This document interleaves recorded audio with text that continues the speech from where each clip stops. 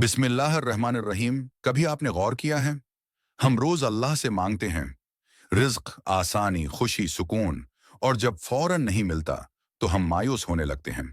हम कहते हैं मैंने दुआ की थी, फिर भी मसला क्यों बाकी है। लेकिन जरा ठहरें, क्या वाकई दुआ कबूल नहीं हुई, या अल्लाह ने उसे ताखीर में बदल दिया ताकि हमें कुछ सिखाया जा सके।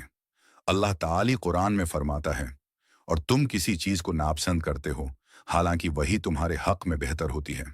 हम सिर्फ आज देखते हैं, और अल्लाह हमारा कल देख रहा होता है। जिस वक्त हम टूट रहे होते हैं ना, वही वक्त हमारी तैयारी का होता है। अल्लाह दिलों को मजबूत करता है, सोच को बदलता है, और इंसान को इस मकाम तक पहुंचाता है जहां वो इस नामत का बोझ उठा सके जो आने वाली होती है।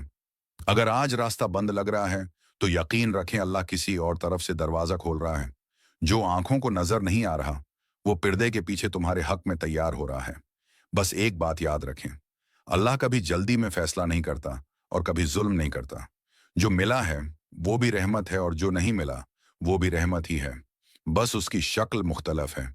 उसलिए मायूस ना हूं, दिल से शकवा निकाल दें और अल्लाह पर मुकम्मल भरोसा रखें, क्योंकि अल्लाह कभी खाली हाथ वापस नहीं भेजता। वो सही वक्त पर सही चीज देता है। अल्लाह हम सबका हामी और नासिर हो। आमीन।